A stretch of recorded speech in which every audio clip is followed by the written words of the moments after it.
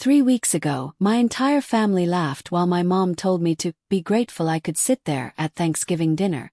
2 weeks later, those same people were pounding on my apartment door, begging me to talk. Here's what I did that made them so desperate. Lauren, 28, had spent the last 5 years quietly building a life in Chicago. Her own apartment, her own rules, her own independence. Living alone was a relief most days, but Thanksgiving meant the dreaded 4-hour drive to her parents' house, a place where her existence always felt optional. She hadn't wanted to go this year. The thought of sitting through her mom's staged family happiness, while her siblings soaked up attention, was exhausting. Twice she nearly turned the car around, guilt tugging at her. After all, family obligations mattered, didn't they? Reluctantly, she packed a homemade pumpkin pie, smiled at her reflection in the rearview mirror, and steeled herself for the chaos ahead. She promised herself that this year, she'd arrive, endure, and leave before the emotional hangover took over. The house smelled of roasted turkey, cinnamon, and faux perfection. The living room was alive with laughter that felt a little too rehearsed. Dad was telling the same joke he'd told for a decade. Sisters were exchanging gleeful glances and preening over their gifts. Lauren set her pie on the counter, quietly hoping it would at least get a polite nod. Mom, in her award show mode, orchestrated the gift ritual. Dad received a new golf shirt, applause. Uncle got an expensive wine bottle, cheers. Sisters unwrapped personalized jewelry and spa certificates, squealing with gratitude. Everyone laughed, hugged, and thanked each other for the thoughtful gestures. Lauren's turn approached, her heart sinking a little with each passing second. She tried to make a joke, casually asking, "Is there one for me?" The words barely left her mouth before the room froze for a split second. Then Mom's voice cut through. "Be grateful you can sit here." The words hung in the air like a slap. An awkward pause, and then the uncle added, smirking, "Be glad we still remember your name." The table erupted in laughter, and Lauren felt her face heat up. Humiliation radiated in every forced chuckle around her. But she didn't cry. She didn't yell. She just smiled faintly, keeping her voice calm. "Good to know." It was a statement that could have been shrugged off. But inside, a storm was brewing. She quietly gathered her things, left the pie untouched, and slipped out into the dark November evening. The drive home was long, but the shame she had bottled up was fuel now. Fuel for a decision she didn't yet fully articulate. Something had to change. As the headlights cut through the darkness, a thought crystallized. The next time she faced them, the power would be hers. 2 weeks later, those same laughing faces were on the other side of my door, pounding and screaming. That's when the real story started. I came home, threw the pie in the trash, and sat on my kitchen floor staring at my phone. That's when I started seeing the pattern I'd been too afraid to acknowledge for years. Lauren's fingers hovered over her phone, trembling slightly. She knew who could cut through the fog. Mia, her best friend since college. Within seconds she hit send. 30 seconds later Mia's face appeared on the screen. I just... Lauren started, voice tight, recounting the Thanksgiving humiliation. Her words stumbled, the shame still fresh. Mia didn't flinch. She didn't laugh. She said exactly what Lauren needed to hear. "That's not rude. It's mean. They don't respect you at all." Something shifted. Hearing it from someone else made it undeniable. This wasn't about family quirks or small mistakes. They had been dismissing her, mocking her, and taking advantage of her for years. Validation ignited clarity, and clarity demanded action. While still on the call with Mia, Lauren opened her banking app. She began scrolling with fresh eyes. Charges that had once seemed normal now leapt off the screen like neon warnings. Gym memberships, her mom's yoga and spin classes, on autopay under Lauren's card. Dad's streaming subscriptions, Amazon Prime Family Plan, concert tickets, even theme park passes. All quietly funded by her. Ubers and takeout for emergencies. On her card. Every casual, "Can you put it on your card?" moment had become a permanent fixture in their lives. She stared at the numbers, calculating silently. Hundreds a month. Thousands a year. She realized, with a mix of disbelief and fury, that she had been the invisible financial backbone of a family that mocked her existence. Scrolling through Instagram, she saw posts celebrating the vacations, the experiences, the perfect family moments that she had funded. The irony stung. While they laughed at her in public, they posted online proudly about the life she had quietly paid for. "Lauren, you've been doing everything for them," Mia said, voice calm but cutting. "They have no respect for you because they've never had to." That sentence settled like concrete in her chest. The realization was simple, brutal, and liberating. She could let them keep using her, or she could stop. "What if you just stopped paying?" Mia asked. Lauren blinked. The thought terrified her. Financial conflict with family was taboo. But the idea also thrilled her. "What if you let them feel what it's like to actually lose you?" Mia continued. Permission rang clear in her ears. It wasn't revenge for humiliation. It was justice for years of invisible labor and exploitation. The plan began to take shape, small, methodical, and quiet. Lauren spread her laptop and notebook on the kitchen counter. Every membership, subscription, and autopay was listed meticulously. Mom's yoga and gym, dad's streaming, sister's tickets, even gas money and concert expenses. One by one, she clicked cancel membership, turn off auto renewal, and remove card. Confirmation emails pinged into her inbox like small victories. No dramatic announcement, no public shaming. Just quiet, methodical withdrawal. By the end of the weekend, the system she had been propping up for years had been dismantled. And within days the calls started. That's when she realized how much they had really been using her. "I didn't write a manifesto in the family group chat. I just let the things they depended on quietly stop working." Within days the calls started. And that's when I realized how much they'd been using me. The first call came during my lunch break. My mom, no hello, no how are you. Just, "Lauren, my gym card declined. Did something happen with the payment?" That's when I knew this was going to get ugly. Lauren's fork hovered midair as her phone vibrated. She glanced at the screen. "Mom." "Heart sinking," she answered. "You know I count on that for my health," her mom barked, voice sharp. Lauren's reply was calm but pointed. "You also know what you said to me at dinner." There was a pause, like she had slapped her over the phone. No sooner had she hung up than her dad called, voice clipped. "Lauren, you must have messed something up with streaming. Dad's shows aren't working." Lauren leaned back in her chair, steady and precise. "I didn't mess anything up. I stopped paying." "You're adults." Dad's sigh came through the line, weary and patronizing. "Family takes care of each other, Lauren." "Exactly," she countered, voice firm. "That goes both ways." It was the first taste of chaos, and she felt the adrenaline surge. By evening the group chat had erupted. Passive-aggressive texts flew like arrows. Some people forget where they came from. Money isn't everything, but some folks think it is. Lauren muted the thread, scrolling instead to Instagram. Her sister had posted a black background with stark white text. "Some people will cut off their own blood over money. Remember who was there before your paycheck." Mom commented almost immediately. "So sad but true. Love you, baby." Some people lose their way. Cousins, friends, and distant relatives piled on. Family over everything. Money can't buy loyalty. Lauren watched as the narrative twisted in real time. Suddenly, she was the villain, the cold, ungrateful daughter who had abandoned the family for cash and skyline views.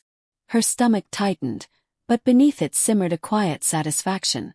At least they were showing their true colors. Sitting at her kitchen table late that night, Lauren opened her laptop. 5 years of transactions stared back at her.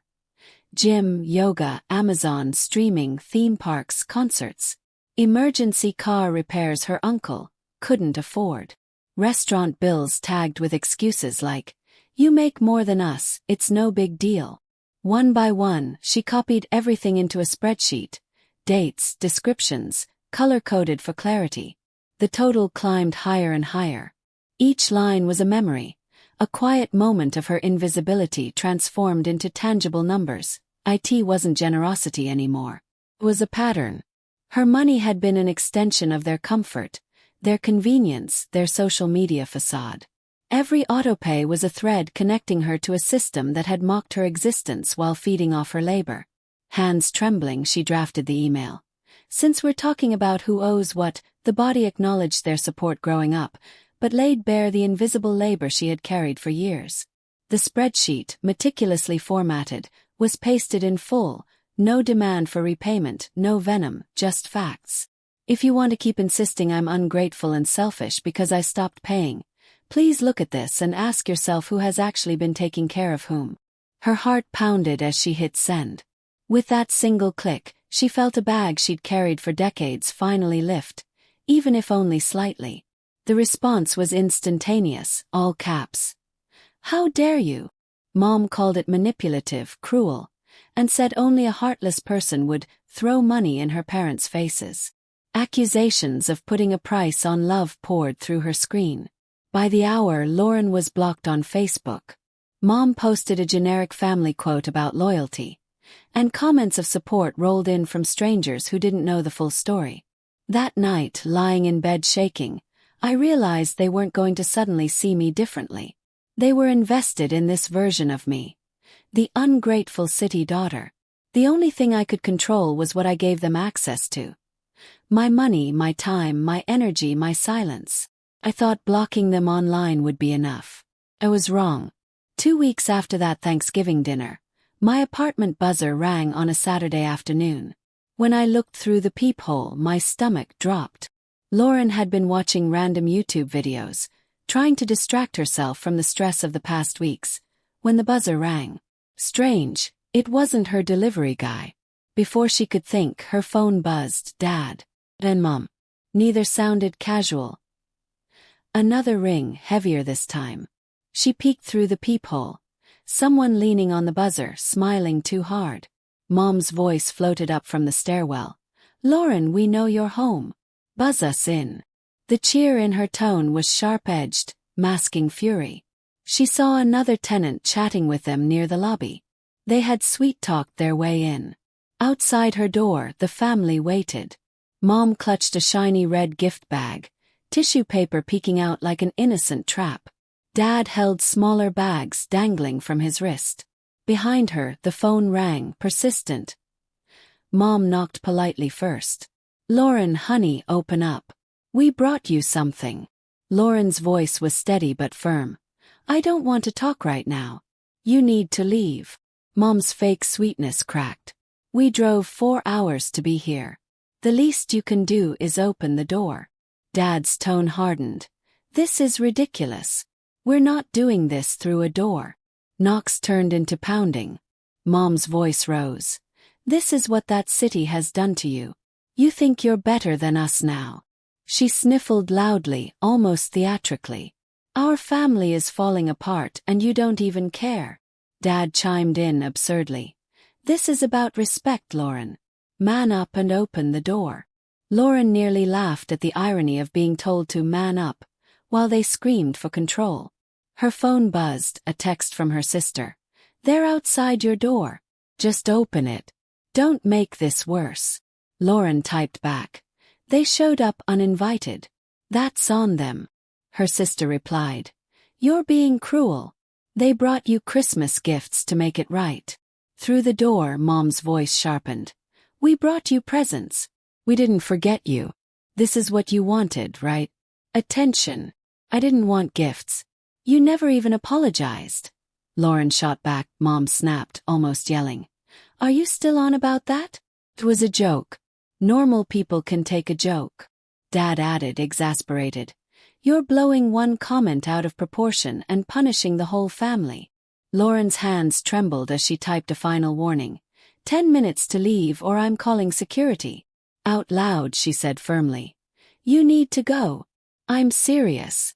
The pounding intensified. Mom's voice cracked with frustration. "Please don't do this to us. Don't do this to your mother." Heart racing, Lauren repeated to herself. "You're allowed to say no." For 20 long minutes, the knocking, crying, and pleading continued. Dad muttered that she was insane. Finally they left.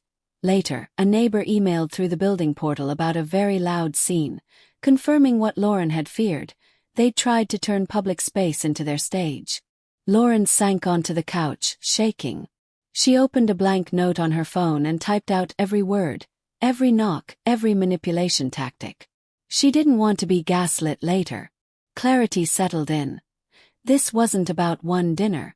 This was about control, and they weren't used to her having boundaries. I thought the worst was over. I told myself they'd cool off and back off. I was wrong. That visit was just them warming up. The next time, they would bring more than gift bags.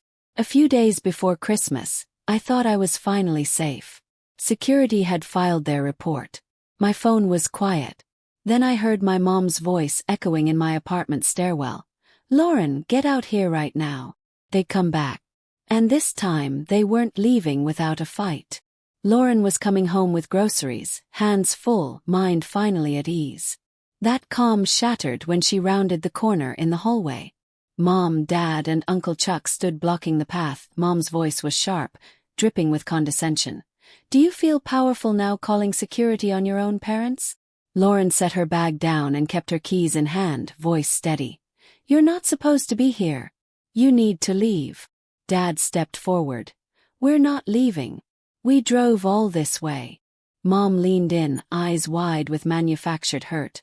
"We're fighting for this family while you hide in your little box." Uncle Chuck rested against the wall, smirking. "Blood is blood, kid. You don't just cancel that." Lauren felt the doors in the hallway crack open, neighbors peeking. The stage was set. The intimidation was real, but so was her resolve. Dad stepped closer, cornering her against the apartment door. His voice lowered.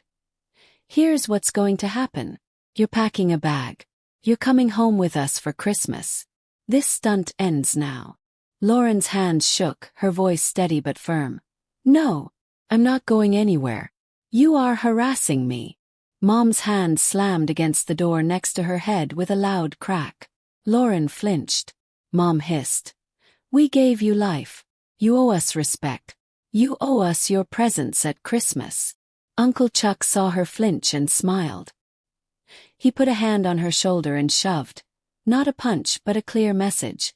"We still control you." Lauren didn't hesitate. She shoved his hand away. "Do not touch me again," she said, voice ringing with authority. Her fear was palpable, but so was her power. Every line of manipulation was met with a boundary she wouldn't cross. An older neighbor's voice cut through the tension. "I'm calling the police. This is the second time. She asked you to leave. I'm recording all of it."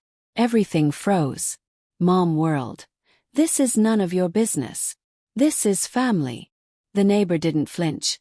"You made it our business when you started yelling in the hallway."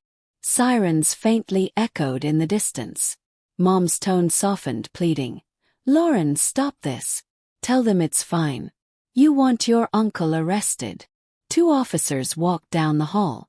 They assessed the scene. Lauren pressed against the door, parents tense, neighbor holding a phone. "Do you live here?" an officer asked. "They're my family. I've asked them to leave multiple times. Security already escorted them out. They put their hands on me." "I don't feel safe," Lauren replied. The second officer reviewed the neighbor's footage. Uncle grabbing her shoulder, Mom slamming the door. Enough evidence for immediate action. The officer turned to my family, tone hardened. "This is harassment. If you come back or contact her like this again, she can pursue a restraining order and charges." Watching my uncle get cited while an officer told him he was the problem did something to me. For once, I wasn't the one being shamed in front of everyone. After the police escorted them out and my uncle got cited for harassment, I waited for the next explosion. But something different happened. Silence. And for the first time in my life, that silence felt like freedom. Weeks passed with no calls, no texts, no obligatory Merry Christmas or Happy New Year. Lauren's body remained braced for noise that never came, each quiet evening a strange new luxury. Management had officially banned her parents and uncle from entering the building without permission. She could pursue a restraining order if needed, though just having documentation on paper was validation enough. For the first time, the chaos she had endured wasn't just family drama anymore. Other people saw it, documented it, recognized it for what it was. There were rules outside of bloodlines. Boundaries weren't negotiable. And for Lauren, that recognition felt like reclaiming a piece of herself she hadn't even realized she'd lost. The fallout echoed through cousins and friends. Mom faced a reality check, an ER follow-up, a doctor warning her about stress, and a sudden need to cut back on gym classes and social outings. She even had to ask a coworker to help navigate budgeting apps. Learning how autopay actually worked, Dad's responsibilities grew too. Calling subscription companies himself, sitting on hold, resetting passwords. Complaints about hospital bills and citations were his only outlet. No one else to pass costs or chores onto. Uncle Chuck's reputation took a hit. The video of him grabbing Lauren circulated locally. His charming, fun uncle image was tarnished, leaving him quieter in public spaces and unable to lean on the same manipulations. Even her sisters adapted. Impulse trips and concert selfies became fewer. Posts shifted to extra shifts, grinding for goals, and small wins earned independently, Lauren realized. Her boundary didn't just protect her. It forced all of them to grow up without the safety net of her tolerance, her money, or her invisibility. Her choice rippled outward, teaching lessons she hadn't planned to deliver, but were needed. Once adrenaline faded, old wounds surfaced. Lauren booked a therapist, nervously attending her first session. The first question hit hard. When did you learn your role in the family was to fix everything? She sought online support groups, found subreddits filled with stories so uncomfortably familiar they made her wince. Words she'd never allowed herself to use. Manipulation, emotional abuse, financial exploitation, began to give her experience clarity. The healing wasn't instantaneous. The past didn't vanish. But reading others' experiences reframed how she judged herself for walking away. She understood it wasn't weakness or ingratitude. It was survival, and reclaiming her life was both necessary and courageous. Months later, an email arrived. No subject. Simple lines. I'm sorry things got so bad between us. I don't agree with how you've handled everything, but I miss you. I hope you're okay. Lauren didn't respond immediately. When she did, it was firm and clear. I'm okay. I hope you're taking your health seriously. If we ever talk again, it will have to be different. No yelling, no guilt, no pretending Thanksgiving was just a joke. She wouldn't go back to funding everything or being grateful just to sit there. Boundaries remained intact. Lauren didn't know what the future held. Maybe low contact forever. Maybe something healthier. But her peace no longer depended on their moods. She paid her own bills, spent holidays with people who valued her, and no longer measured her worth by usefulness to the people who raised her. If there's any lesson in all this, it's that family is not a free pass to disrespect you. Love without respect is just control dressed up as concern. Boundaries are not betrayal, they're self-respect in action. And sometimes the most satisfying revenge isn't slamming a door. It's walking away, letting people feel the consequences of their own behavior, and building a life where you're not grateful just to be allowed in the room, but genuinely glad to stand on your own. Have you ever had to choose your own sanity over your family's approval? What line would they have to cross?